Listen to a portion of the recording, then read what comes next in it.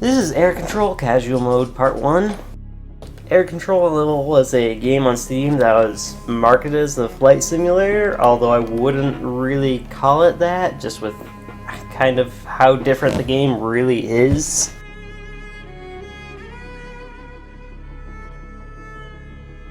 Basically, it's just a game where you play the role as a stewardess, and you have to essentially you just travel back and forth between the plane for a lot of these missions, just kind of helping the passengers a bit for the beginning. And it'll just kind of start to change what you need to do, but essentially you help the passengers and just run to the front of the plane. Although most of these missions are just get to the front or get to the back of the plane.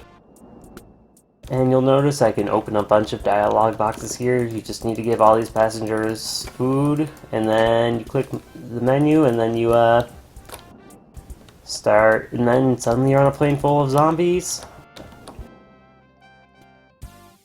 Here you need to go up to the top part of this plane and get this zombie off the plane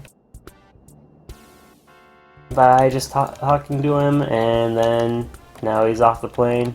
And you need to go back to the quest giver and just do another mission here.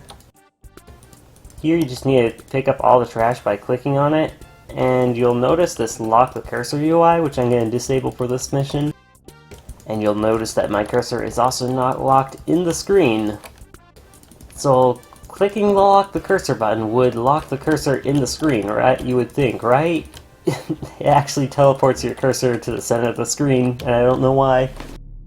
The reason why I don't just disable that right off the bat, I don't actually use it, but it just re-enables itself randomly, I think just between missions.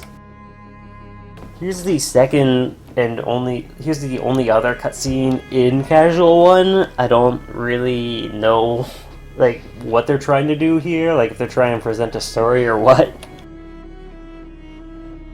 But, anyway, here starts the actual terrorist missions of the game, where you need to just essentially get to the front of the plane. One thing to note about these terrorists is that the spread on their guns is random, and one bullet kills you. So your health meter doesn't actually matter unless you're dealing with explosions, which isn't really too common in this game. It looks like I ran out of ammo there. But yeah. You just shoot the terrorists and then you just keep going. And here's a really annoying mission. And he almost died, which is good. But yeah, like I said, it's random, and so this guy can snipe you from afar if he chooses to. So I just need to shoot him one more time, and that should be it.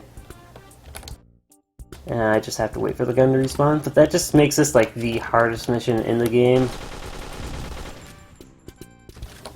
It's kinda difficult, but that's about average for clearing the mission there.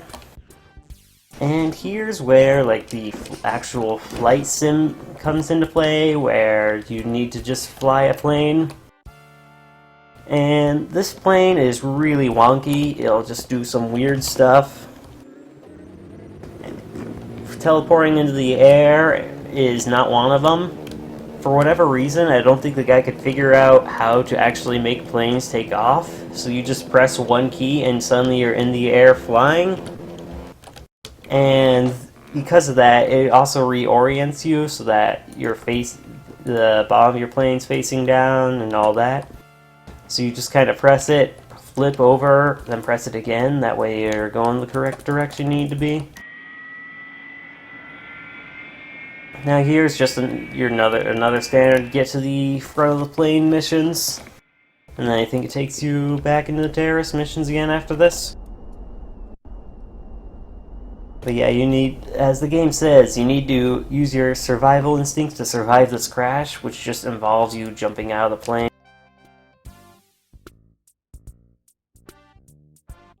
And then you get two of these truck missions. It doesn't really explain what to do, but you can kind of figure out you need to drive to this green glowing spot. So you just kind of do a wide turn and then reach it. And the other one, there's an In this one, there's an invisible wall off to the left that prevents you from just doing like a normal left turn. But yeah, here you just... it's more running back to the back of the plane missions. And it's really easy to get caught on these chairs for whatever reason. And now we have like an interesting mission where you're caught in a desert storm and you need to follow these heads that are on posts. But it leads you like in a small circle over to here. And it's easier to just kind of not follow them. And one thing to note is that it halves your like walking speed, but not your aerial speed, so you just jump through that. Here you have like another flying mission, but this plane doesn't really have like any issues flying. I don't know like what is wrong with that first plane. But yeah, you can notice the beautiful water in this game and the beautiful trees.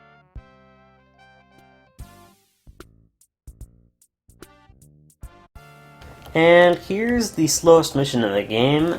Basically, there's nothing you can do in this mission. The game tells you that you need to save the passengers or figure out a way to save the passengers. You can't really do any of that. There's nothing I found that actually affects this mission other than you just have to wait for the water level to rise above the passenger's head. And so it's just kind of a really slow mission where you just kind of sit here and wait for it. You can kind of look around, just notice that there's a giant map that's upside down on everyone's, or almost all the chairs. But other than that, like, there's nothing you can really do in this mission.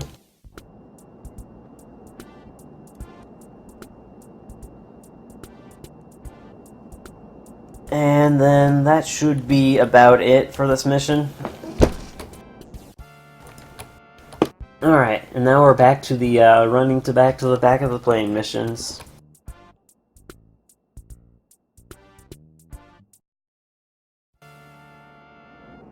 And this one is kind of weird. It's just essentially, there's no real good strats for it. The best you could do is like lag reduction strats, which I can't really figure out.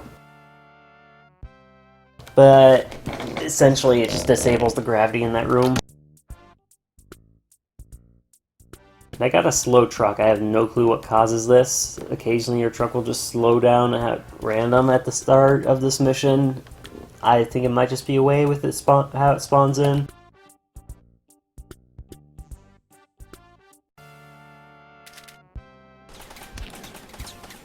And almost made it one cycle. This mission is really annoying because, oh wow, you got me twice. That's actually really rare. And it wasn't 3 times in a row, thankfully. Basically with that mission, he's just, he shoots where they put a mission or terrorist at like the back end of the plane who just fires straight down it, and what you need to do is just run to the front. Here is just, you're in space suddenly, you need to close all the overhead air compartments. And instead of closing one, you just click on one repeatedly. And here you'll notice like this mission seems a bit familiar. That's because it's here it repeats the first, like a few of the first beginning missions. And then I don't know why it does this, but this game likes to repeat missions in all the game modes you can play. One thing to note is if you double tap this quest giver place, it gives you the second mission and the third. It gives you the text box for the third mission, which is just go to the front of the plane, but that doesn't actually work. And that was weird. But anyway, so it's if you just double tap that quest. Let's see, does it get stuck here? Oh, that's weird. Anyway. It's just a bunch of repeat missions, which is really close to the end. It's really hard to do this room optimally as well, because you just need to move your mouse cursor really slightly to the left and then back. And that should be it for the missions in this game. That's just the end of the game here. Thanks for watching.